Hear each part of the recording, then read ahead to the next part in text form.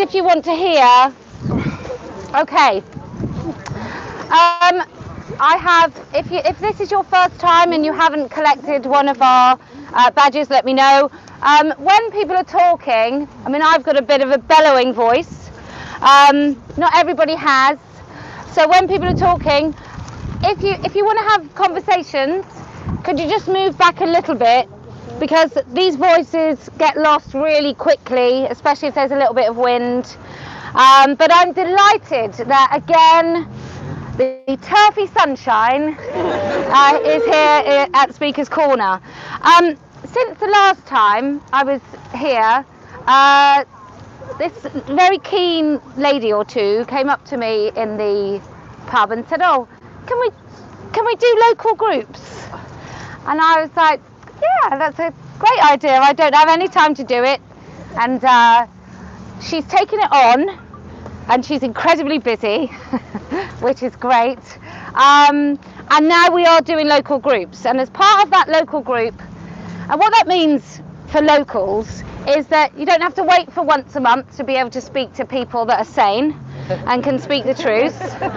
You don't have to rely on sort of lack of nuance online and having conversations with people where you hope they mean what you think they mean and vice versa.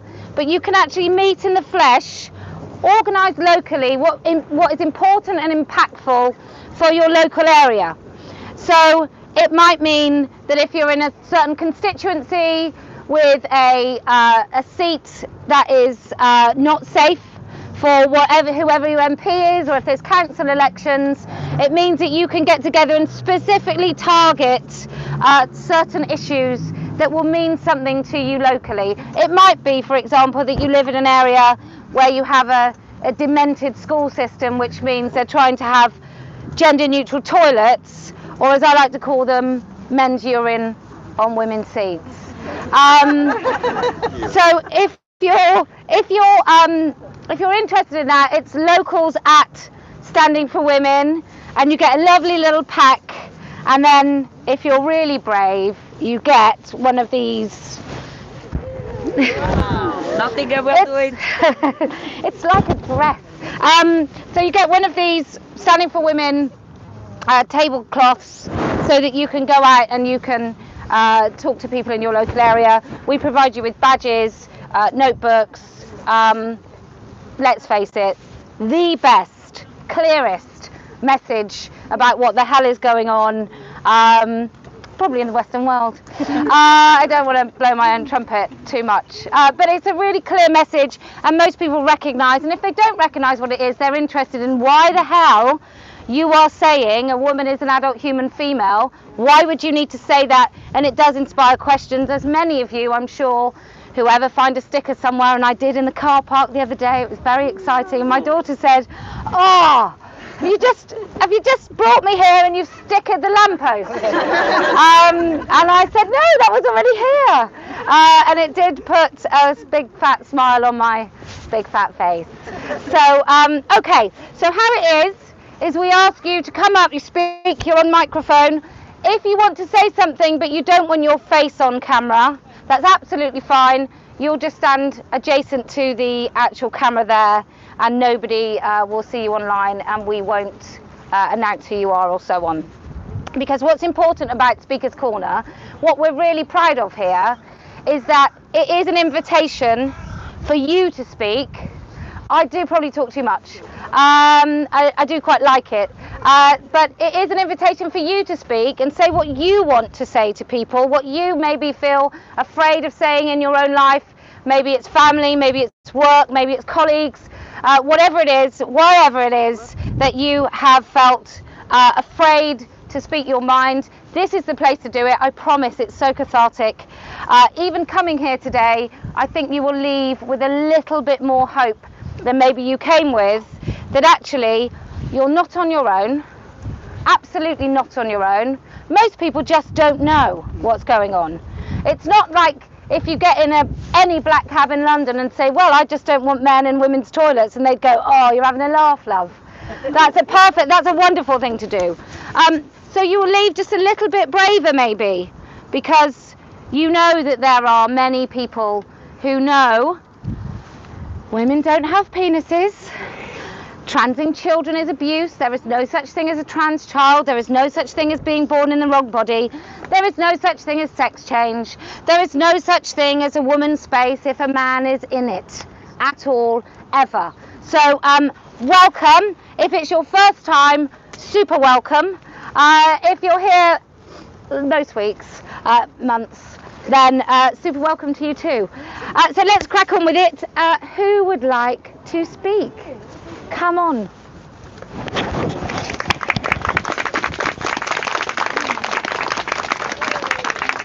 Probably ought to say what's your name and where'd you come from? Yes, hello everybody. Don't know, everybody knows me by now. I've come to a few of these. What a lovely day, and what a great turnout again. And I hope you're all going to be coming regularly. This is going to get bigger and better as we go on through the year. I'm absolutely sure of that. Tell them who you are. Oh, sorry. Yeah, I'm Stella. I'm the cancelled cartoonist from the Morning Star a couple of years back. I think now, if that had happened today, I think I would have had a lot more support, a lot more sisterhood. We've made networks and connections that we didn't have before. I think that's absolutely wonderful. I don't think that would happen to a woman cartoonist in quite the same way it happened to me, and that's a great improvement.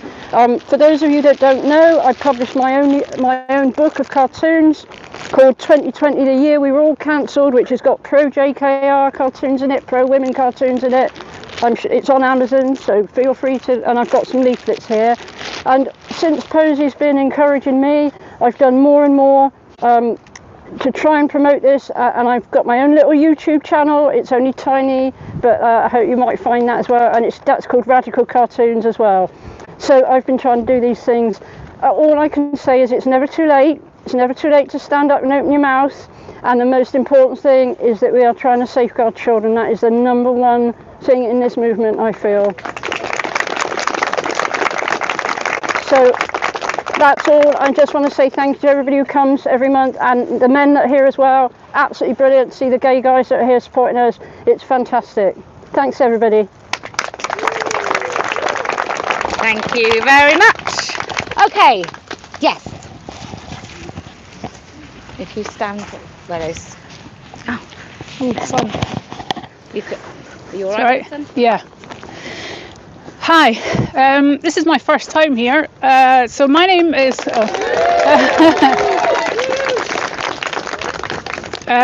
My name is Isla Mack on Twitter. I'm an old feminist, an academic with a long career in the NHS. I'd like to speak to some points which are currently happening on Twitter particularly, but the confusion arising for some numerous compromises that are being made within our movement at the moment. Many middle road bubbles have risen to the top of our gender fighting soup, and their dogged determination to seek compromise, I would argue, is effectively causing further confusion and impeding our progress to solve this gender issue. No one starts a negotiation from a position of the middle, and on the basis that gender ideology is a fantasy, a creation invented by a paedophilic apologist and a macro-level global wealth-making team of investors and companies, why should I expose my child, your child, and anyone's child to a phenomenally dangerous and putrid ideology? Yeah. This is an entirely dangerous and concocted nonsense. Why are intelligent thinkers compromising on language and using the common parlance of the very people that wish to oppress us, and using woman face to reduce us to boobs, lipstick and sexual fetishes, mostly being fueled by AGP men? Every platform they are given is an injection of sexual satisfaction for them. Trans is a word to denote across or beyond a movement, a going somewhere. No one is going anywhere. We are all staying put. There are males and there are females. Sorry, I'm shaking a little bit. The word woman is not available for rent, hire or for sale.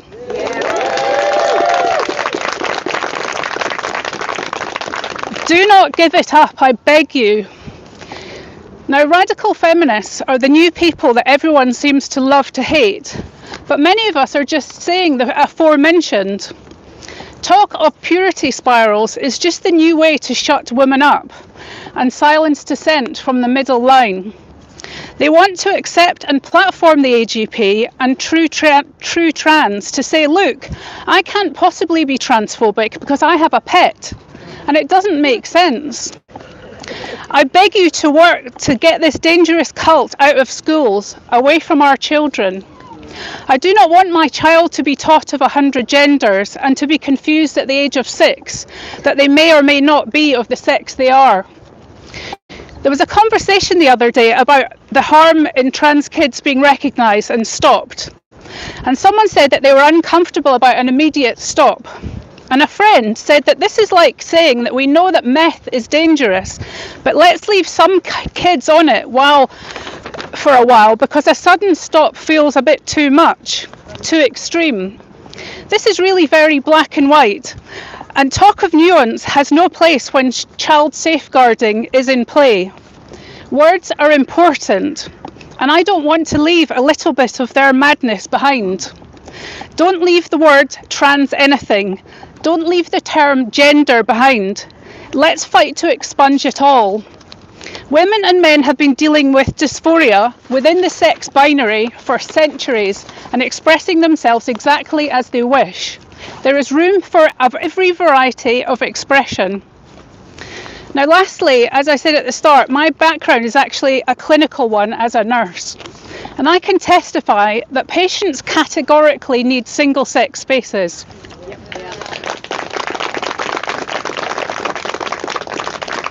The vulnerability that women experience on wards is extreme.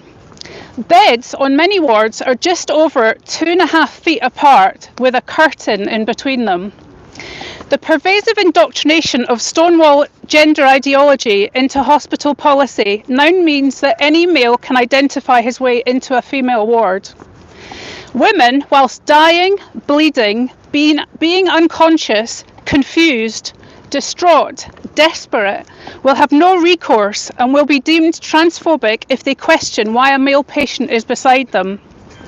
Often people contemplate these issues within a framework of their own wellness when thinking of the problems affecting women on wards. So imagine, if you will, and this was a patient of mine, a woman who had a type of female cancer while in the late stages of a metastatic vaginal rectal tumour, which meant she spent her late stages of life on a ward, sitting on a commode, with 4 inches of space between the commode and the next patient's bed, separated by a curtain.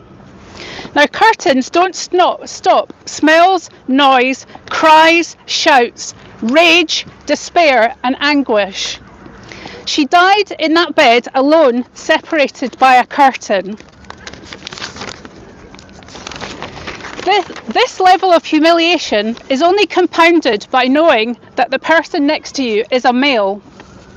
Meanwhile, in the NHS, they spent £250,000 on rainbow lanyards to virtue signal that how far they are willing to go to prove their wokeability, and they will write in your notes that you are transphobic, which will impact on your ongoing care. I recommend doing a full subject access review if you think this applies to you, and I will also help you do that if this is you. Get in contact with me on Twitter.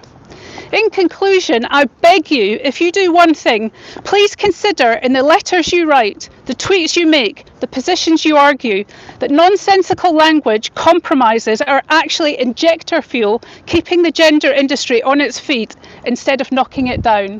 Thank you. Wow. Thank you so much. That's all right. It's remarkable. Thank you so much.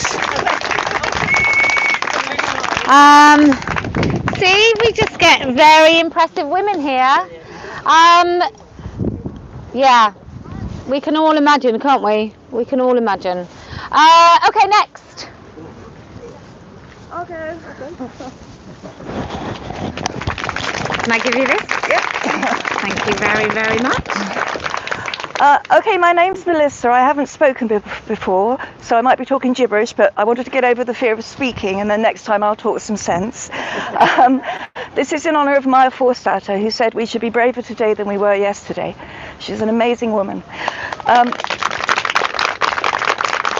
I was reading Kathleen Stock, and she was saying this is profoundly stupid, this ideology. Profoundly stupid. It makes me... I'm speechless with the stupidity of it. I keep reading it and thinking, where are the adults in the room? This is mindless. You just have to apply logic to it. You have to think, is a man who says he's a woman a woman? Well, if they are, then I'm just as happy with my daughter being imprisoned with 100 men who say they're women as 100 women. I'm not. It's all the difference in the world. Ditto a nursery school. Would I be just as happy leaving my daughter in the care of 100 men who say they're women as 100 women? No. And it's not because I'm a mad bigot. It's nature. It's 500 million years of sexual selection.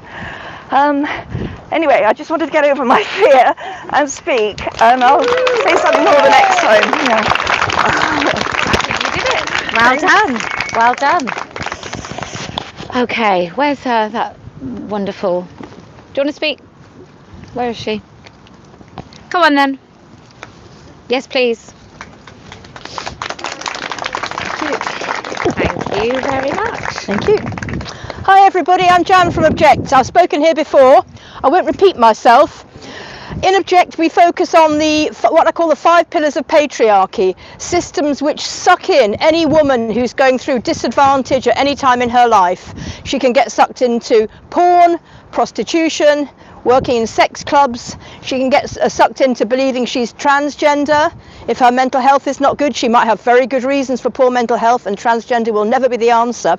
And the other thing she gets sucked into around the world is surrogacy.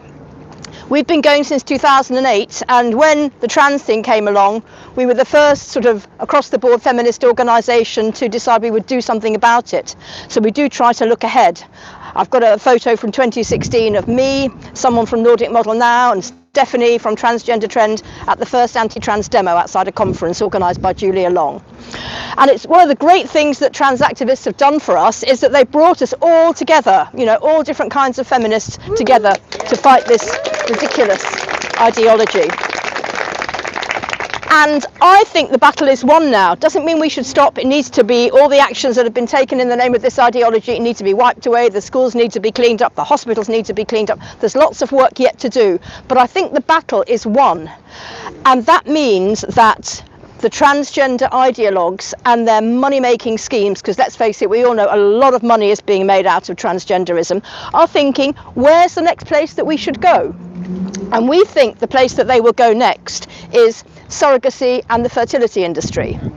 The Modern Family show that was in September, very, very prestigious venue in London run by 2 dads, gay dads, was sponsored by Mermaids as their charitable partner. Yes, so mermaids are diversifying, mermaids are moving on. So we're looking at that, we're going to do some webinars on it, we're hoping to organise a conference on it. There's obviously lots of things known about it, and we need to be, as well as carrying on cleaning up the world from transgender ideology, we need to be moving on, because surrogacy and the big fertility industry does damage just as much but in a different way. It's not the children in school you need to worry about, it's the future of the children who are conceived from surrogacy and have to live their life knowing that somebody has given them away. I know it all looks very nice in the pictures of the baby feet and the happy pictures of the parents and so on, but we have to look a little deeper. We did some research on it with women's organisations representing thousands of women, and we found no less than 60 real problems with surrogacy. So it's one of these issues where on the surface of it sounds great, underneath there's a lot of nastiness in it. Just think about what we're hearing about the Ukraine and all the babies being generated there at the moment. So please think ahead, don't just think about the past, keep on cleaning up transgender. I was going to use a rude word there, but you know what I mean. And don't think that they're going to go away when this particular battle has been finished. Thanks very much. Oh, sorry, I always walk up with it. That's all right. I get a lot of emails from people asking what they should do when their workplace becomes woke. I don't have a workplace. I don't have a boss, and so I just want to have a little bit of a talk about not being on the defense, but really being on the attack. And what that means is when trans ideology is started being spewed in your place of work and the rainbows come out and settle upon your desk, then what you have to do is not talk about why you don't want it, but maybe talk about an alternative action about bringing back, I don't know, women's rights into the workplace, women's autonomy, women's spaces. So when you hear the small whispering and utterings of trans nonsense coming into work, I think you really have to head it off with women's autonomy and rights in your workplace before anyone can have a conversation with you about being inclusive and diverse. You can already be having the conversation about what it means to be a woman in your workforce. And I would just look, if it's an older male boss, I would always bring up quite messy female actual situations and why it is, you know, you can be graphic, not everybody wants to be graphic, but you can be really, look them in the eye and talk about what happens sometimes in a women's toilet when women have to use the loo, the fact that actually if they were really inclusive of women in their workplace, they would have at least 20 or 30% more toilets and space for women in those toilets, because we have many other functions. For a start, we can't just take a small appendage, stand near a wall and have a wee. And so everything takes us a little bit longer. Talk about menopause, start heading it off now. Start talking about the rights of women in menopause, the rights of women who maybe do have endometriosis or have really painful periods, and sort of inserting those rights, because actually, I mean, they will try, and I'm sure you and I have all read AGPs who talk about having periods, but if you can talk about those things and get those things put in place, it's far more difficult to knock down that wall than just the casual notion of maybe women might want their own toilets, aren't they selfish? So that's just my piece of advice. I think we always have to be on the front foot. If you're constantly in a defensive position, you have to defend people that have already decided you don't matter. You have to defend your position about wanting female-only space when they've already decided you don't really need it. And then anything you say sounds like whining, because you're not a whole human being anyway, which is what we're soon discovering. Okay, enough from me. Yes? Hello. What's your name and where'd you come from? Lexi. Hi, Lexi. Hi. Hi. Hi. Oh, there's a lot of people here today. So my name is Lexi and I'm from Stop Surrogacy Now UK. So thank you. I'm going to follow on from what Jan said just a moment ago regarding surrogacy in Ukraine. So as with the COVID pandemic, the Russian invasion has highlighted international commercial surrogacy, and I just wanted to say some numbers here for what's actually been happening in the Ukraine. So what's been reported is that there's 14 UK-based couples who've had embryos implanted into women in the Ukraine, and they're due to give birth by the end of May. There's 15 in Ireland, and there's 24 in Australia. Now that's just what's been reported. These obviously are by no means the total figures. This morning I read about 15 people or couples in Brazil and 5 in Argentina, and another one from Argentina is trying to get to the Ukraine to collect a baby that's been born prematurely by 10 weeks. Okay, so this doesn't even begin to cover the egg harvesting industry in the UK, which is also booming. And there are probably women who have had their ovaries stimulated and will be unable to get treatment and then obviously have their eggs retrieved. So they could be at risk of ovarian hyperstimulation syndrome, and all medical treatment will now revert to just emergency treatment. So, you're looking at what, obviously there's other pregnant women in the Ukraine. What kind of maternity care are they going to get? Surrogacy in the Ukraine is really popular. It's like the international hub for surrogacy across the world, in fact, not just Europe. Their couples have to be heterosexual, they have to prove their infertility, and they need to be able to pay, obviously. It's now you need for both parents to be present, for the paperwork to be in order before you leave the country with the baby. Now, I have no doubt that this situation is going to be used by the pro-surrogacy lobby in the UK to argue for the relaxation of the laws, which is currently what's being proposed under law reform. And we await the draft bill. But it is also, it's already pretty easy in the UK by comparison. You don't have to be heterosexual, you don't have to be in a couple, and commercial surrogacy is currently banned.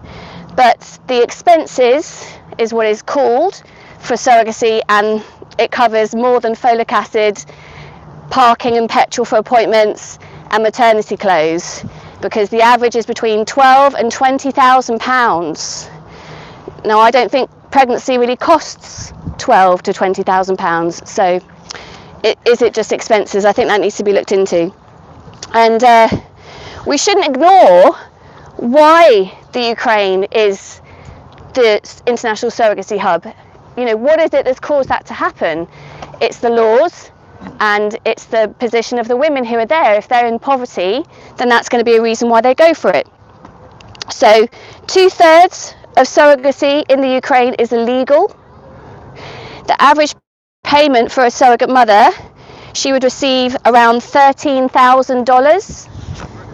That is about 1/5 of the payment that you would receive as an average payment in the US. And it's widely understood that surrogate mothers are living in poverty. Now, with the cost of living in the UK, post-pandemic recovery, unemployment and the ongoing impact of austerity, could the UK become the next international hub for surrogacy? Just going back to Ukraine, just this week I actually read from a journalist called Alison Motluk from Hey Reprotech that this week one clinic implanted 20 embryos. 20. And Russia invaded on Tuesday. Now last week 15 were implanted. So it seems that the COVID pandemic is not stopping the surrogacy industry in Ukraine, and neither is a war. Now, I wrote to the Irish government last week because there's strong connections between Ireland and the Ukraine in terms of surrogacy, and I've asked them to consider all of the issues and not simply prioritise the commissioning parents and their desires as adults, because babies are humans too. We encourage others to write and also connect with us, so please find us on Twitter at Wombs Not For Rent, and that's it for now really. Thank you. Thank you very much. Did you want to speak? Go on then, Ben. Yeah.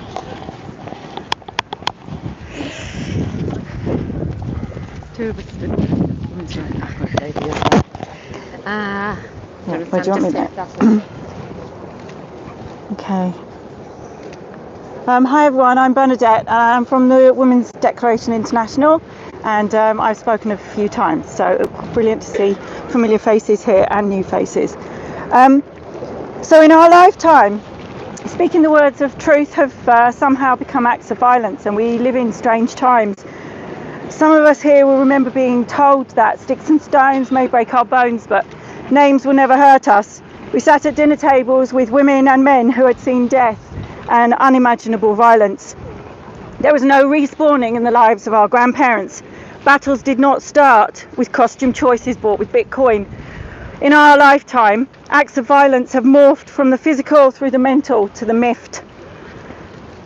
And now we have a situation where signing a declaration that calls for the elimination of all forms of discrimination against women based on our biological sex is a dangerous enough act and is a reason to be expelled from a political party. If you've not heard of the Declaration on Women's Sex-Based Rights, please look at our website, www.womensdeclaration.com. In essence, it's a declaration reaffirming the rights of women as stated in an international treaty adopted in 1979 by the United Nations and ratified in the UK by Margaret Thatcher, so a long time ago. That treaty is CEDAW, the Convention on the Elimination of All Forms of Discrimination Against Women. WDI reaffirms this Treaty of Women and Girls' Rights as based on our biological sex and challenges the discrimination we experience from the replacement of that category of sex with that of gender identity. When you sign the declaration, you add your voice to those who believe that gender identity must not replace the category of sex in law, policy and guidance, and you agree that the state should do the following. And this is the articles. Maintain the rights of women. You agree that the state should maintain the rights of women based on the category of sex, that the nature of motherhood is exclusively a female status, that women and girls have a right to physical and reproductive integrity, that women have the right to freedom of opinion and freedom of expression, that women have a right to freedom of peaceful assembly and association, that women have a right to political participation on the basis of sex, that women have the right to the same opportunities as men to participate actively in sports and physical education, and that the state should eliminate violence against women and protect the rights of the child. I've signed it, and I ask you all to sign it. Men and women. Men and women. As the Baroness said last month, we are a team. Women and men, two halves of the same human race. We work together, we live together, different but equal, both with different physical characteristics. And recognising these biological differences is truth, a truth that must not be seen as an act of violence, that can't be spoken, that can't be agreed. If you're here in this park or if you're watching, please sign the declaration at www.womensdeclaration.com. We send out an email, we send out a few emails, but you can always unsubscribe to emails. But you will have added your voice to those who believe the same. For women, we have meetings and we have weekly webinars, and this is where we hear women's stories from around the world of what is happening in their countries with the replacement of that category of sex with gender identity and how it has affected them. We've heard from women from rural Chile, and they're only just at the start of their journey to try and persuade their state that women are actually human beings in their own right. And then they have this identity, gender identity, kind of imported from the West. And so the urban women are thinking everything's great and the rural women are just pulling their hair out. And we heard from them last week. Go on our YouTube, you can listen to them too in their broken English, speaking the truth. We hear from women in America who, from Biden's changing of sex to be gender identity, and what is happening in the women's prisons over there, where they are actually in cells with dangerous men who just have said that they are women. It is happening here too, and there have been some amazing protests, and I hope you've all been looking at those and following those on social media, and I really urge you to check them out. From women in the Ukraine, and we've heard from that here, and I've actually it is on all of our minds because I've written it here, where for some it seems to be the main problem is getting their babies out rather than the actual women in that situation who have given birth. And from women in India, our country contact Vaishnavi has an amazing website that you can look there. And yesterday, one of the most horrific stories, I say horrific and we live in a time of Ukraine, but one of a woman whose daughter is swimming against Lyre, and it was an immensely raw speech, and she didn't have a clue until it happened to her. And then when she went to try and sort it out, because her daughter said it'll be fine, they'll sort it out, the structure had already been dismantled and there was nowhere for them to go. So please sign the declaration, come to places like this, join your local groups, join anything, just be part of a conversation, be the billboard. So I've got my female and join. Thank you. You can just. Well, can I just say it's not obligatory to lift up your top but we all thank Bernadette for doing so. On the topic of the United States, if I could just very quickly make an announcement, Cara Dansky and I are doing, it's so exciting, yes. We are having a little meeting right outside of the White House. I know. On the Monday the 14th, and we're going to be talking there. I can't tell you how exciting it is, but there'll be our little faces, and then behind us is literally the White House. So that's when I go to the US. Now, there's something really sinister happening also in Canada, and my love and support goes to both American and Canadian women, because I fear that what's happened with this Emergencies Act and the taking of money and crowdfunding is absolutely going to be used against women in Canada, and we will see some women completely lose access to any financial system. If she loses her job, she'll have no access to sort of crowdfund to try and have a legal case. In the United States of America, now terrorism is being rebranded with anything that you can say. I don't know how long it will be until we aren't called terrorists for raising our voices. And so it all comes back to this thing called language, which this lady so eloquently talked about. We have to, you just have to stick to language that makes sense. We cannot ever fall in the trap of saying, I was assaulted when you weren't, please, if you weren't assaulted, if someone didn't hit you, or do whatever physical, you haven't been assaulted, please let's not start doing what the TRAs do, which is exaggerating and embellishing stories in order to make ourselves look like victims. We are under attack, there is no doubt. The things that are happening are bad enough. We don't need to say that things are worse than they are, because they're pretty damn bad, right as it is. So I want us to just keep speaking the truth plainly, clearly, and without fear. And if we can do that, then at least somebody will be holding the line for women that come after us, and our daughters and our sons, and vulnerable people right across the world. So I just wanted to make that point about Canada and the US. Would you like to come with your lovely scarf? Yes. I'm a lucky teacher. We're also going to, yay! Thank you. Like I said, it's not obligatory. You're No, always welcome. I just wanted to say a big thank you to all the incredible action that's been organised in the last, since Thursday. We've had, some of the women here have been up to 4 days of consecutive events supporting women in prisons, women in Gwent, Jennifer's case at the courts. Then yesterday we were at the prison. On Friday we were at the Tate in the evening. As if we need to ask, what is the word woman and what does it mean? And today here, you're all awesome. And if you're not already getting out there doing stuff, apart from this, which is awesome, start getting out there and doing more with other women, because it's not only is it empowering, it's raising attention, and we're engaging the public who are saying, oh, I've heard a bit about this on the news. They have, but they have no idea how much it's infiltrating society, organisations, schools, prisons, the House of Lords, you name it, it's been infiltrated. I say it's been infiltrated by the cabinet war rooms of the trans agenda. So get out there, support other women, and make your voices heard. Art, not propaganda. Love you all. Oh.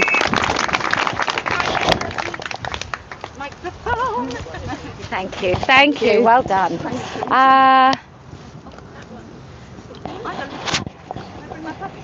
Yes, you can. It's art, not propaganda. I've never done a puppet show in public before. I'm normally a painter.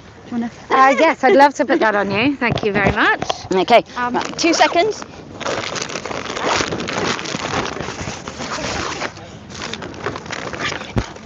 There. Okay. Right. I'm so sorry for the delay. Art, not propaganda. Yes, art not propaganda. I'm not a professor, but I will profess a woman is not a man in a dress. I got that puppet backwards. So, here is Punch, and here's his wife. Is her indoors? Is trouble and strife? Now, his is a story that's often told. Oh, that's known of old. I'll get it all wrong because I'm nervous. But Judy's story, seldom told. The tragical comedy and comical tragedy of Judy. One day, when Judy's out at work, Punch, in the bedroom, goes berserk. He tries on dresses, he totters in heels. I'm never going to get this puppet on. He loves the way that her underwear feels. I'm a Judy! A Judy! I'm a her! I'm a she! Oh, I'm so brave! You all must agree! Stunning and brave! Now Judy comes home, tired from the day, and Punch is upstairs, wanting to play. Oh Judy! Oh Judy! Come up for a kiss! There's something upstairs that you won't want to miss! Kissy, kissy, kissy, kissy, kiss! Oh Judy! Judy, your boobies! They're tiny indeed! My fabulous boobies are all that I need. I'm a Judy! I'm a Judy! A trans Judy C, and you will comply and you will agree. I'm a fabulous Judy in my fabulous dress, but don't you think that I'll hit you less? Oh look, maybe Judy's going to speak. Oh no, here comes that little creep. I still have my stick, and my stick has an itch. Take that, be kind you. I'm not a professor, but I will confess, a woman is never a man in a dress.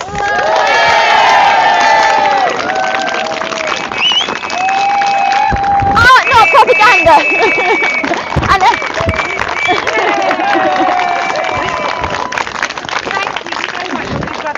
And, oh yes, sorry. Fantastic, thank you. Ah, we are such an eclectic group of talented women. Right. Yes. And then I'll come to you, Paula. Oh, I'm just going to put it there. There we are, thank you. Hello, I've come to read a letter from Ute Hagen, Grass Widow, today. Here she. Thank you for all who gather at Speaker's Corner with Kellie-Jay to raise your voice in the fight to retain women's sex-based rights. Greetings from the Hudson Valley. I, Ute Hagen, took my pen name from the great actress and coach, Ute Hagen. Why do I have to write under a pseudonym? Because my trans-identified ex-husband is the wealthy and powerful Chief Operating Officer of an international database management company. Women who speak the truth about biology and women's lives as adult human females are doxxed, sued, stifled. I will speak. I will no longer closet my story and my life. I speak for those ex-wives who cannot. I call myself a grass widow because I prefer that to trans widow. It means the same thing, a deserted wife. The man I married thinks he's a woman and spent a decade studying my persona so he could try it on. It never works, fellas. I've had first-hand experience. You, Neddy, are not invited into our sisterhood. You are not invited to impersonate me and say that you were the mother of our 2 sons. Stop pretending and accepting the nice ones. The father of my children is a deadbeat dad. He committed fraud twice in court to get the child support outpaid. I pity him because he is never smiling in his fancy post-op life. Sorry, my eyes are watering from the wind, I can't see. The photographs are posted all over the internet. In this performed life, he fears his smile lines will crack his maleness and will seep out. His maleness is in every cell, every bone, every synapse in that unbalanced, unhealthy grey matter. In his mind, that grey matter, he imagines his sex to have changed.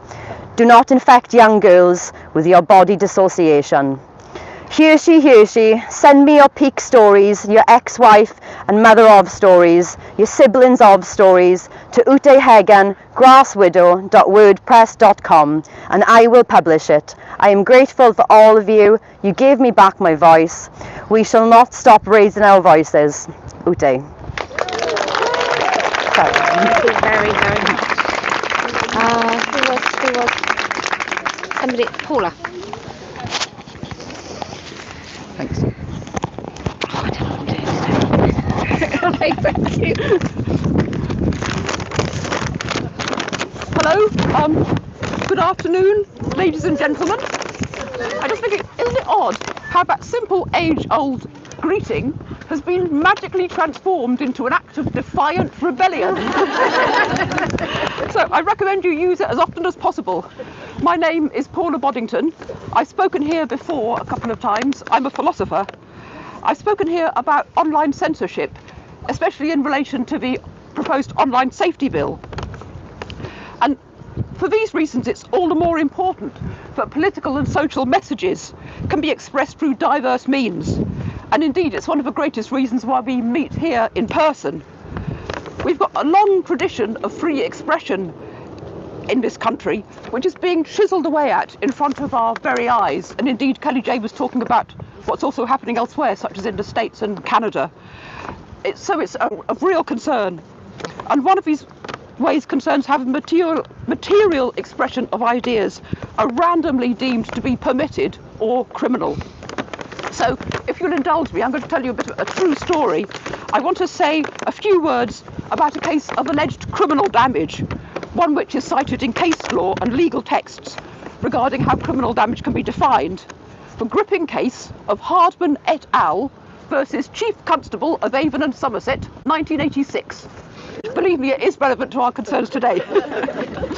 It's of significance for us today, as this case involved a politicised protest by members of CND, the Campaign for Nuclear Disarmament, although it was in fact a commemoration of those incinerated at the heart of the Hiroshima blast. The Shadow Project saw thousands of people worldwide and many groups in Britain painting on pavements and roads the outlines of bodies representing the dead, as those closest to the centre of a blast had been incinerated and left behind only their shadows. A few groups here and there in the UK were arrested, but all released without charge, apart from one group of 9 people in Bristol. Those painting used whitewash, which is basically chalk suspended in water and just washes off with rain and footfall. And hence, because we have a long tradition of pavement art in this country, it was presumed that this wouldn't count as criminal damage since it just washed away.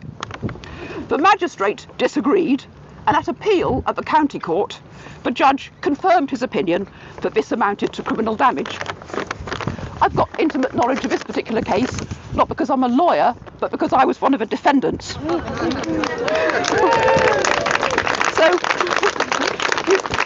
you may choose not to believe anything I say, because after all, I am a known criminal. But criminal damage was very poorly defined in law, hence the importance of this case informing precedent. Now, it hasn't got a huge amount of importance because it was at the county court, but it still is cited in legal texts, and hence that's why I'm speaking of it, because it shows how the development of law in this area is influenced by political decision making and has implications for how the law is applied today. It was also an eye-opening experience for the police in action. On the one hand, I was a bit frightened that they were planning to execute me, because they gave me my favourite meal, beans on toast. but on the other hand, on the plus side, I was very lucky because I was searched by a female officer. How quaint that you could rely on it in those days. I make no comment on the verdict. I'm basically talking about the randomness of this, of what is decided you can do and what you can't do. I make no comment on the verdict of a recent case of a Colston statue, since that was a jury trial, so it doesn't set legal precedent in the same way as ours did, other than to comment on the irony of the fact that it was the very same police force, Avon and Somerset, who stood by while protesters toppled a statue and somewhat perilously launched it into Bristol Harbour, who were the only police force in the whole country who chose to prosecute 9 ragtag peace protests who chalked on the pavement. I also make no comment on, well, I do actually comment I mean, my conviction in this case is the main reason why I absolutely detest Banksy, the artist based in Bristol and Sotheby's, whose work is apparently art, not just art, but incredibly valuable art. What's the difference? So some political protesting is allowed and others isn't. And it was incredibly annoying being in Bristol, being arrested for chalking on the pavements while people were saying, oh, isn't Banksy marvellous? So at appeal, the prosecuting barrister told us privately that he thought the case was absolutely ludicrous and there was no way that what we did amounted to criminal damage. And his questioning was the most feeble I've ever heard of any prosecution barrister in a lifetime of avidly watching courtroom dramas. But in his judgment, the judge seemingly ignored all the legal arguments and declared we have committed a mischief against the pavements.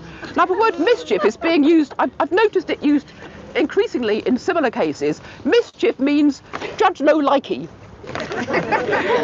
The summaries of the case opined that even though the whitewash would disappear of its own accord over time, because the council had expended expense and trouble to remove it, therefore this was sufficient to declare what we did as criminal damage. We considered we had a good chance of it being overturned at a higher court, but decided not to take it any further because if we'd lost at a higher court, we were worried it might actually outlaw pavement art in Britain. So it's actually relevant to explain that the groups painting the shadows did this under cover of darkness in the dead of night.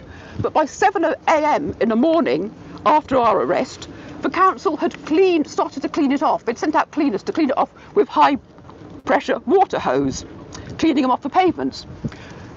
Of course, we didn't see this ourselves because we were still holed up in cells in the basement of Bridesmill police station, in cells smeared with the excrement of previous occupants, I might add.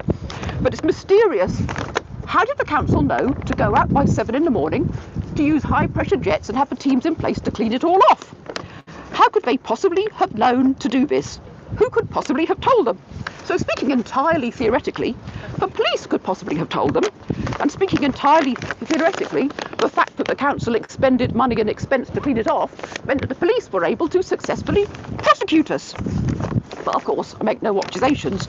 So the point I'm making is this leaves us in a very, very dangerous situation where criminal damage is allowed in ways that allow something can be turned into criminal damage by how they respond to it.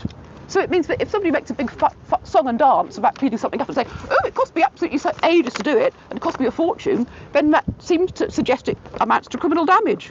So as it is, graffiti or political messaging could be a nuisance, an expensive work of art, or a crime based entirely on the subjective opinion and whim of whoever wants to control public expression. So I hardly need to explain why this is a problem or what relevance it has for us today. I mean, as countries around the world move to curtail expression online and move to curtail political protests and move to decide what speech is hate and what isn't, we really need to be alert to the way in which the law can be applied to some forms of expression and not to others, seemingly on a whim. Read the billboard. Read the billboard, yes. Very much. Yeah, good old the Bristol police. When we did a meeting in the Jam Jar in Bristol, and the trans activists set off alarms, blocked fire escapes. Bristol police did absolutely nothing. Absolutely nothing. In fact, there's footage, I think, of Julie Bindle trying to get up the stairs, and Heather Brunskill-Evans, and they're just blocking. But it did make very good footage, and we had Munro Bergdorf was sat at the back. The formidable Magdalene Burns gave a very drunk speech, so it was worth it in the end. Right, who else wanted to? Yes, and then I'll come to you and you. Thank you very much.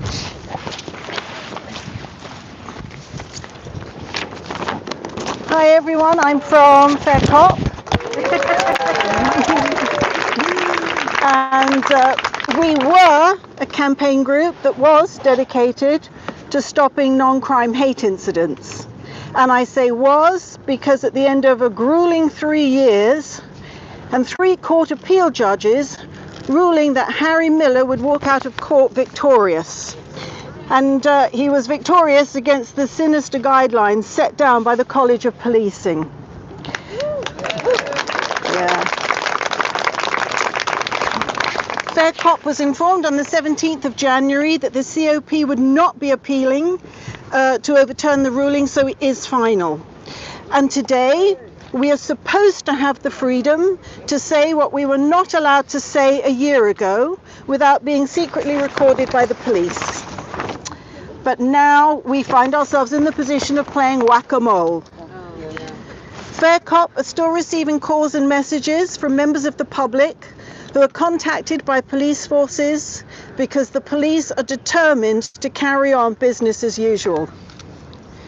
Each time Fair Cop goes into action and points the force in question to the court ruling, Miller versus College of Policing. So now we are dedicated to making sure the law is enacted properly, and every single time a chief constable or a detective inspector decides otherwise, we will be there.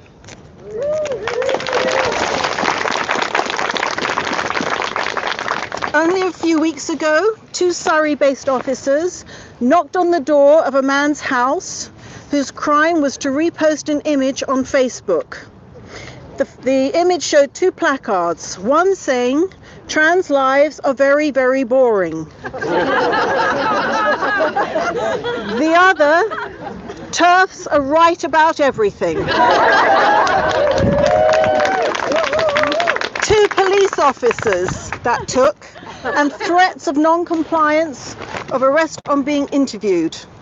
With an intervention from us, the Fair Cop effect kicked in, and the force decided no further action would be taken.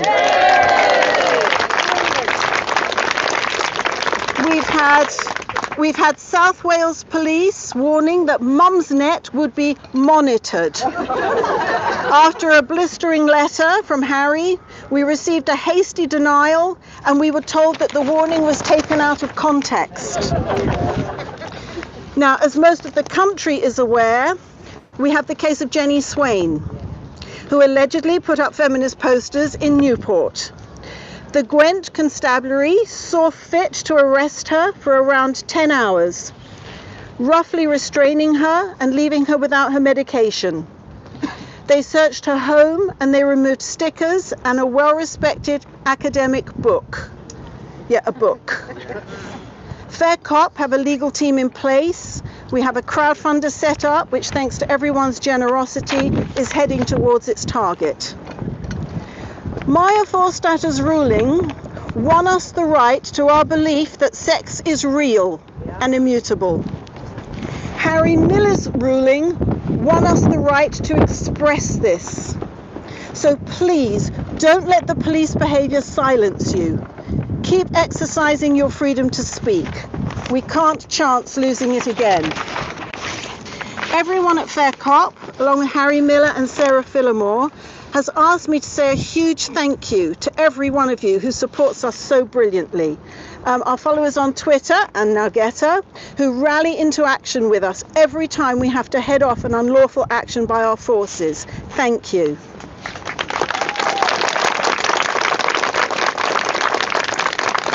And we have a message to the College of Policing and to every Chief Constable and every Detective Inspector. The Court of Appeal ruling is not optional. So please, save us all some time, learn the law, act within the law. And if you choose not to, we will come after you every single time.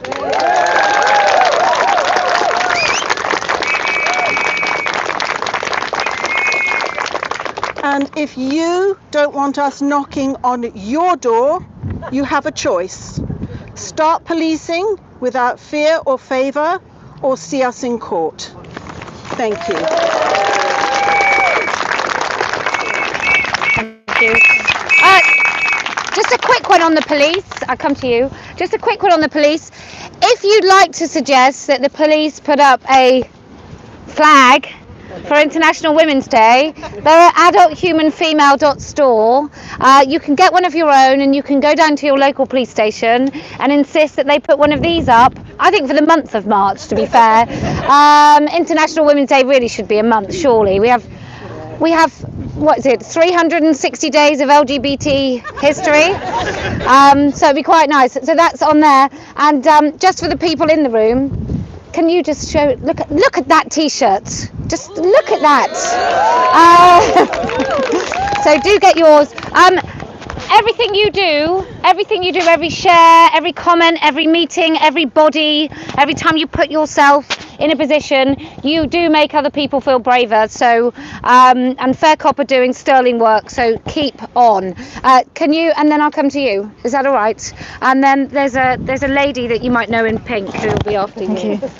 Hello, my name is Michaela Young, and I just wanted to say something more about the police. I know we've been talking about the police. Why do police love trans ideology so much? Why do they love it?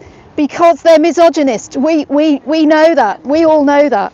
So there have been 63,000 rapes this year in this country, and how many convictions do you think there've been? You know that already. 1%. 1% of convictions, that's 630 out of 663,000. So instead of, they effectively, rape is legal in this country. The police and the Crown Prosecution Service have made it legal. Instead of investigating rapes, they're going to calling women up and saying, we'd like to speak to you about stating a fact that a man is not a woman. And we'd like to interview you about this. We'd like to caution you about it. Instead of investigating rapes, they're going to women's houses and raiding them for putting a sticker up stating a fact that lesbians like women. They're investigating that. And they found, you know, when they raided this woman's house, they found a really dangerous, they didn't know what it was. They took it back to the police station. They had to bring the constable, the chief inspector, and he told them it was a book. And they thought that it was dangerous. And the chief inspector, he opened it. There were lots of difficult words in it, like and the, and he read a bit more, and it was a feminist book.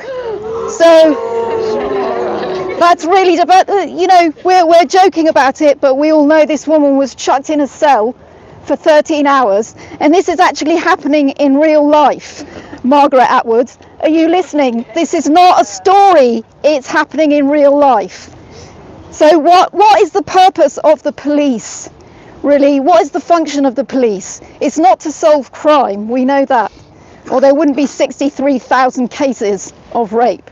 It's to protect male power. That is the purpose of the police, and that's why they love trans ideology, because they can see, they're not so stupid that they can see that this ideology will obliterate women.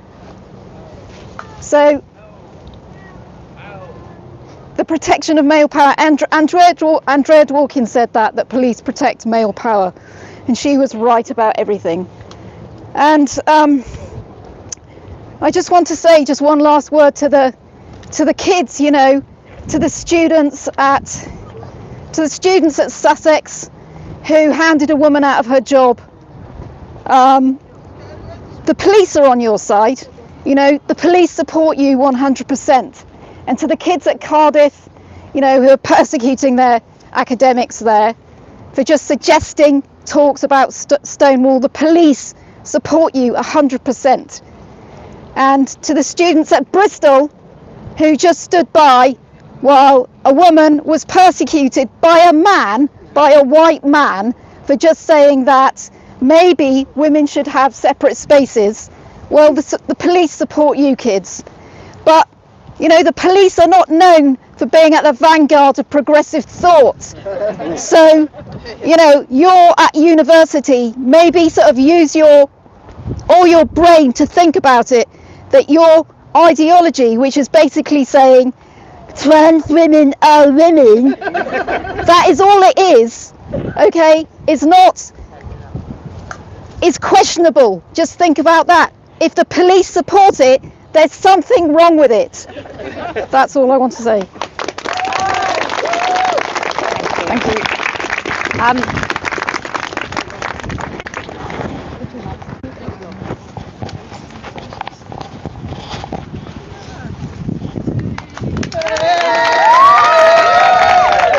are you? Very well, lovely. Thank you very much indeed, Posy, and thank you very much everyone today for giving me a moment to do a catch-up on what we've been doing in the Houses of Parliament this week. As you know, I've been concentrating for a long time on single-sex wards. And I had a meeting with the Minister, but I also had a meeting with the two key people who really inside the department own the topic. One is the Chief Nursing Officer and the other one is the Chief LGBTQ++ Officer, who's called Dr. Graham Brady. So I've been having meetings with those two and trying to persuade them that actually particularizing one tiny group of people over another is really not the right way for medical professionals.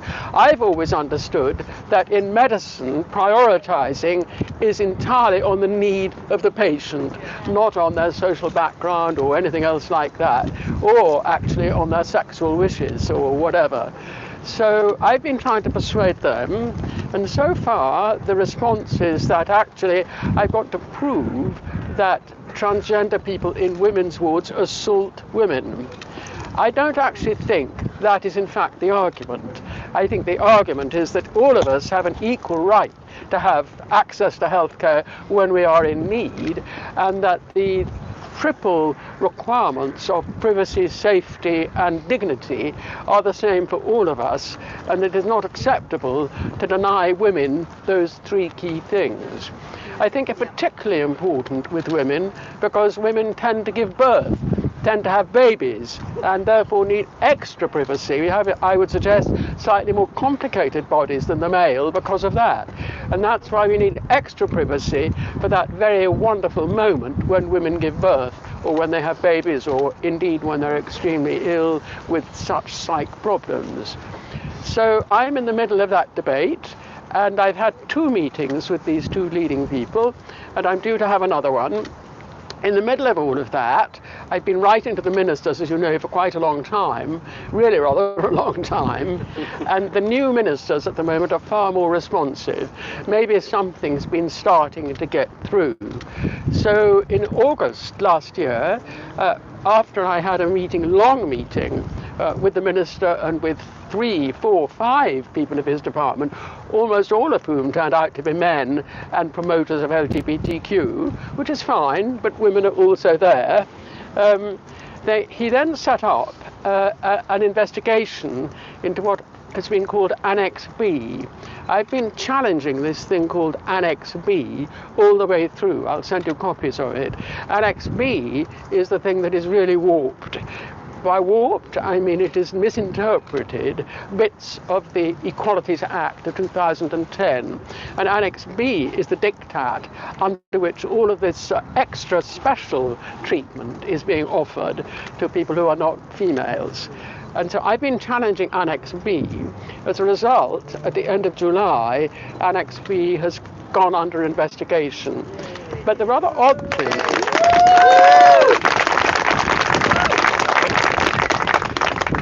yes, but nothing in politics is perfect. Ever. It can't be. Politics is a human condition, and it's all really, you know, things are very peculiar always. So what has happened is that Annex B has been under investigation, but nobody was told. So it's been a sort of silent, under the carpet investigation, and as a result of our Lord Blencathra and I pulled ourselves together and put forward a very tough amendment, and I sent round Annex B to everybody, and then other colleagues joined in the debate. The result is that the knowledge about the investigation going on actually suddenly became public, but with less than a week for people to respond. I asked the minister if I could be part of it, and he has replied, very nice letter, that it's a bit too late, but you must go on discussing it. We've got to reach a solution on this with the leader of the nurses, the head of the Royal Nursing Society, which is Ruth May, and with Dr. Brady, who is the senior LGBTQ plus gentleman for the department. So we have an investigation. The investigation was unknown, but it actually happened. We don't know who was asked to give evidence, and we don't know what happened yet. However, they did refer me also to the Equalities and Human Rights Commission, so I rushed off and saw them because they also have been having a view on this, and as a result, I don't think it's a result, but I couldn't help noticing that the day after I met her, the chairman, that dear old Stonewall pushed their names up to the United Nations, some group there, called the Paris Principles. Are there any principles in Paris, everybody? I haven't met them yet. So anyway, the Paris Principles were being invoked against the rights of women in hospital in the UK. All a bit weird to me. Yeah. So the result of that is that Lord Blencathra and I got together, and the fun thing about us getting together is that the dear old opposition crowd, and I don't mean Labour or Lib Dem, I mean those who are against us in the House of Lords, one or two of them, seem to think we're plotting. Well, Lord Blencathra is in a wheelchair, having had cancer. I'm deaf and partly blind, so for us to plot in the middle of the House of Lords is quite difficult. However, we plotted again the day before yesterday, so watch out, something is coming out this week from us.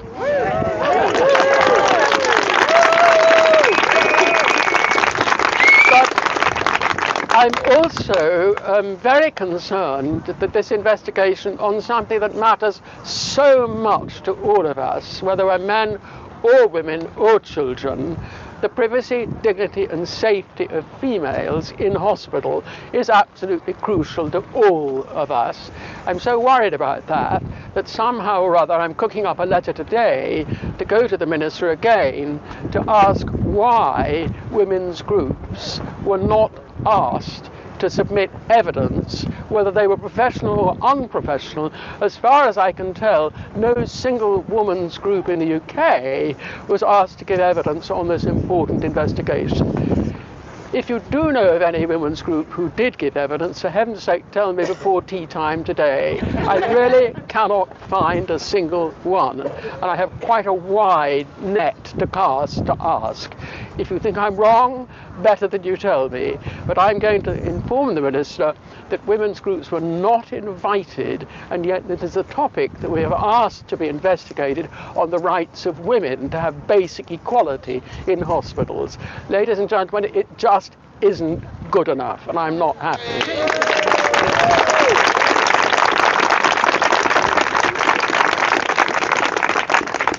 However, because we're not at war, thank God, we are actually having a tough but friendly debate. That's what I told Michael Cashman last week. Michael Cashman, yeah, I know. I think it's imperative to persuade as many people as possible of the rightness of what we're saying and not try to thump them. It's a waste of time. This is a democracy. We should all be on the same side for something which is essentially a human rights initiative. So I stopped Michael in the passage a little while ago because Michael had just apparently, and I don't wish to be rude, apparently he seemed to have been calling me scum on something rather like a bit of a shadowy web, not the open web, but not the dark web, but nothing, the sort of web that people like me don't much enjoy, because they certainly don't talk about, you know, the sort of human rights that I know. So I bumped into Michael and I managed to trap him and stop him. And I said, Michael, stop, this is silly. We're friends. We disagree, but we know each other, and I'm not going to be rude about you. I think this is the way to do it.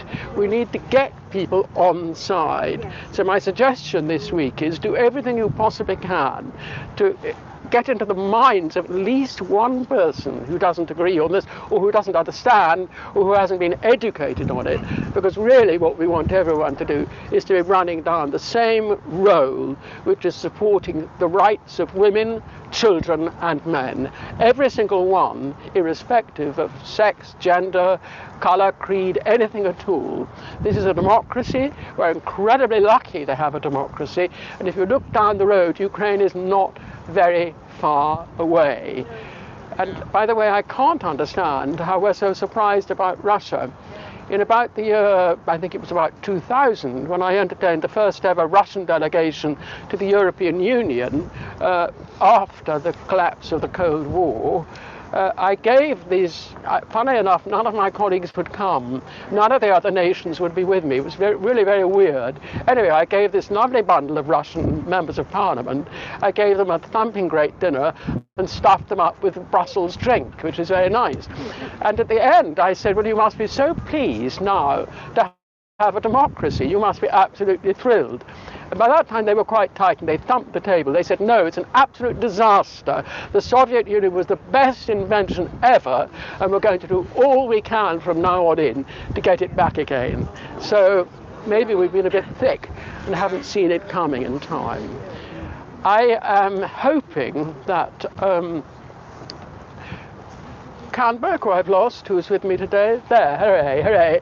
Canberg, who kindly is working with me in the House of Lords.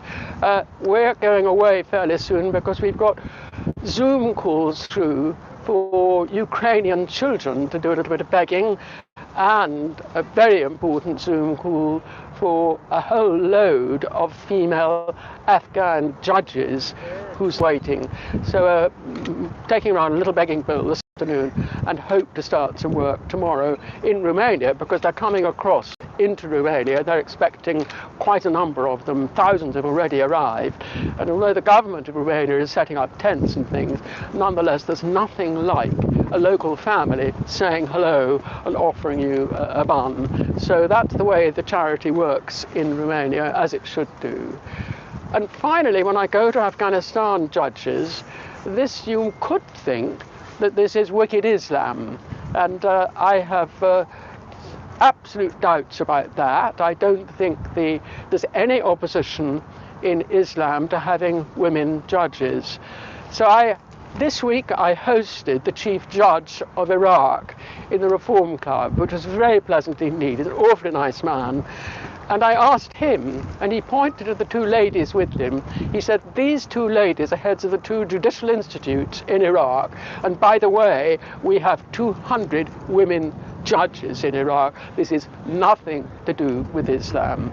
So that's a real enemy there, which is the Taliban, and a real enemy at the moment, very sadly, which is Mr. Putin, but it's not actually the Russian people or the women judges in Afghanistan.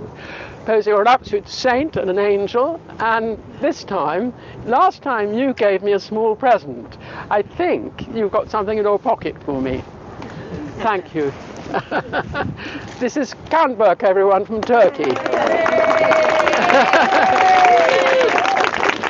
Canberg was able to tell me that there's a whole stream of languages, everybody. Thank you very much for telling me this, Canberg. It's really helpful. There's a whole stream of countries which have a different base to their language to the European countries, and there's no word for gender in it. None! Yes! So they're doing rather well. This is the Queen's Jubilee this year, but we've also got a rather superior Queen here. Thank you very, very much. Thank you. Of course you can. It's very tiny. It's just an amusement. So, how lovely. Thank you. That's where she's going to live, and that's her jewel. That's her crown jewel. I have to find it on my coat. Thank you so much. Thank you. We're going to go to a different drink. Are you coming after? Yes, for a few minutes. Right. Yes, not terribly long, because we've got to do this begging. We've got Zoom calls ready. All right, lovely. So we'll come for a bit, if we may. Oh, thank you so much. You've got to wear that. I will try and It'll go quite nice on my fake fur. Thank you very much. It's always an absolute delight. I don't know about you, but I don't think there are any other Speakers Corner gatherings where we get such honourable guests. You next. Yeah. Come on. Is that okay? Yes. Right, brace yourselves. It's going to be informative. I can feel it. Oh, yeah. Okay, lovely. Thanks. Hi, I'm Dr. M, and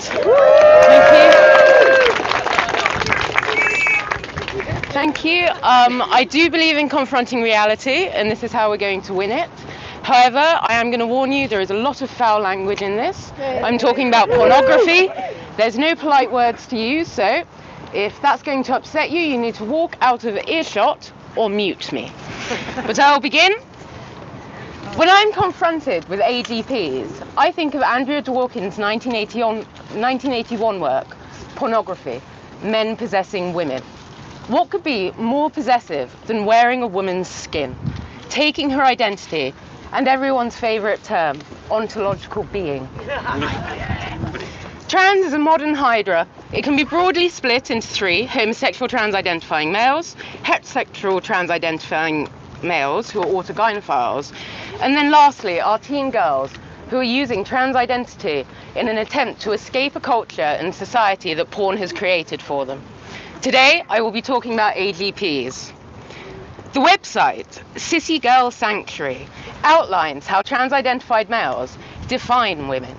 In the list of 5 Sissy Girls Essential, number 1 says, whore, slut, cum-guzzling bitch.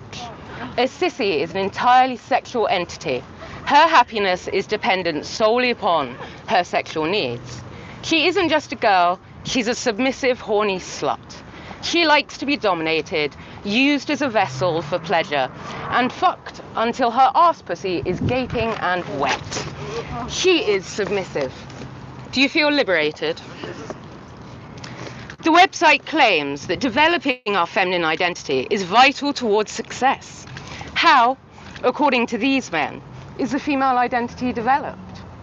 Well, they argue that her whole is well trained for cock. Whether you're a prissy princess baby doll, shameless and filthy cum receptacle. That is a lesson from pornography. And that is not stunning and brave, but hateful misogyny. We often hear how this feeling like a woman is grounded in pornography, when we listen to what AGPs are saying themselves and to the women that have been intimate with them, the trans widows. Sorry. For example, Arthur Longshoe has finally admitted that feminists were right.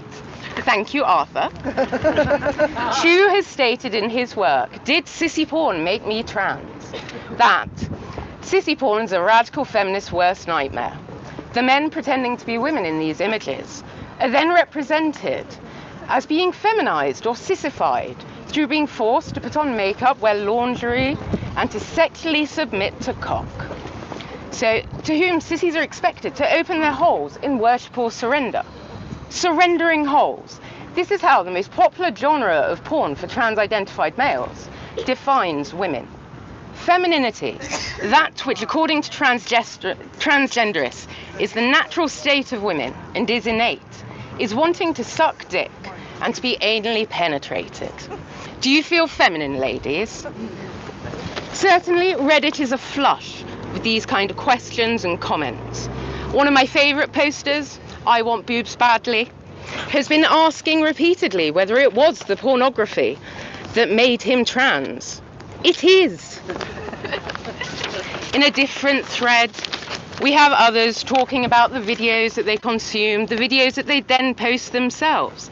It just goes on and on and on. So we really need to be listening to what this common feature is in the trans-identifying male. And also, it is no surprise that as Pornhub has burst onto the scene, that this ideology has come into all of our lives in some way. But it has always been thus. It didn't take Pornhub. In 1967, Gilbert Nan was circulating dirty erotic stories for men in underground magazines that identified as trans.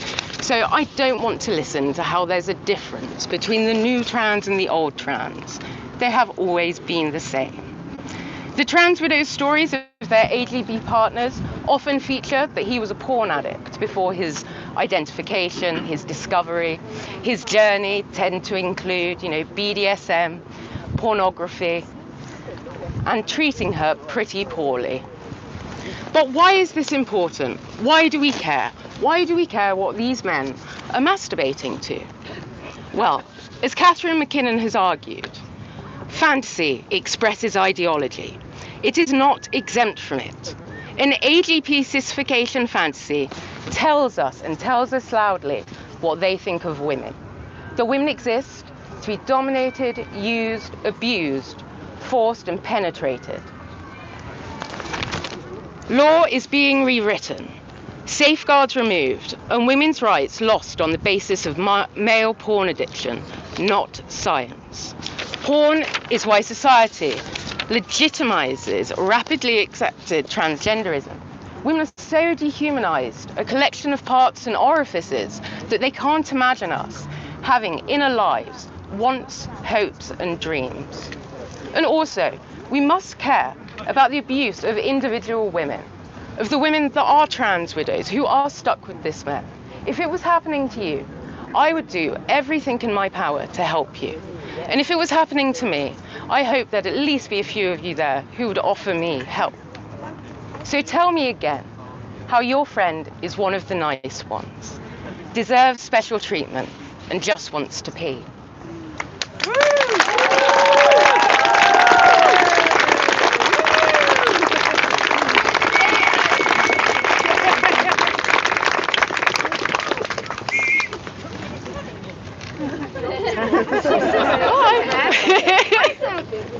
I didn't know if I should start speaking again. You told me it was like a 9 minutes. No, I was teasing you. Oh, I just was really good fun. Okay. Well, you're always welcome. Yes. Thank you, I feel really nervous. You'll be great. Super duper. Thank you for that. Oops. I've got to show my t-shirt. I wear this all the time. I'm from Liverpool. And I'm with some of my resistor friends. I don't really want to say anything, just I'm so excited to be here. And and it's hard in Liverpool. TRAs are pretty active, and I live near somewhere that's got a huge trans flag out, which is a fire station. It's just I'm plotting, but I'm also part of the steering group of Thoughtful Therapists, so do check our website and anything else that, because we're still trying to fight to preserve something that means that young people can just come and talk and think and explore, and we are being hammered and queered out of existence. It's such hard work, but thanks for all your support, and thank you, Posy, and thank you, Brenda. There's everybody here. Well done. Did you want to get your t-shirt out? Oh yes. Includes and is not limited to shouting, "Shut the fuck up, you CUNT," through a loudspeaker 5 centimetres away from a woman's face while dressed like Vicky Pollard. Hounding women out of their job, totally acceptable. Men telling women what a woman actually is while wearing woman costume, acceptable. Holding signs and chalking, "Choke on my cock" outside a women's conference, perfectly acceptable. Telling lesbians they need to include men, totally acceptable. Calling women dinosaurs, also acceptable. Putting rapists in women's prisons, totally normal, nothing to see here. Calling women vagina havers, cervix havers, chest feeders, birthing person or menstruators, also acceptable. Mediocre men in women's sports, acceptable. Police searching a disabled woman's home, for stickers, confiscating her phone and taking books, perfectly normal, nothing at all to see here. Putting rapists and paedophiles in women's prisons, completely normal. Also acceptable is Keir Starmer, the head of the Labour Party, stating that only women have a cervix should never be said. Catherine West, Labour MP, also agrees with him. Labour MP Dawn Butler saying children are born without sex, perfectly acceptable. Labour MP David Lammy stating that it's probably the case that men don't have ovaries, but they do have a cervix. All perfectly acceptable statements, obviously. Men in dresses pretending to be lesbians. Acceptable, also stunning and brave. Extra acceptability points of having a gold lame handbag or a ball wax. Burning children's books. Perfectly fine. Drag queen story hour for children. Fantastic. Abusing J.K. Rowling online. Absolutely bloody stunningly amazing. Right, top of the transphobic list we have speaking out against anything I've just said. J.K. Rowling, being a woman, especially that one there.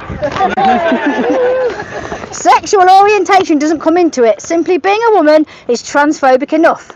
Gay rights, transphobic. Lesbians, massively transphobic, especially Julia Long. Girls, transphobic. Calling rapists men, transphobic. Books, all of them, transphobic. Dinosaurs, transphobic. Pickled red cabbage is transphobic simply by virtue of its womanly red colour. Pickled onions are fine, they're non-binary. Farting, completely transphobic. Telling the truth, transphobic. Lesbians on chairs, transphobic. Yes, those lesbians, the pizza eating ones. Being here, totally transphobic. The most transphobic thing, actually. Women hoarding their rights, transphobic. All of you, especially the lesbians, the women, the men, the children, and the t-shirt wearers, transphobes, all of you. Ribbons, transphobic. Suffragettes are posthumous transphobes. Language is transphobic. My cat is transphobic. Saying you're not transphobic is totally obviously transphobic. Thinking is transphobic. Pronouns are transphobic. Reading Harry Potter, transphobic, dangerous and triggering. Art, including embroidery. Yes, Jess and Birdie, you know who you are. And last but not least, daring to utter incorrect pronouns or dead names can actually cause death by transphobia. I hope you all feel updated on the rules as you were.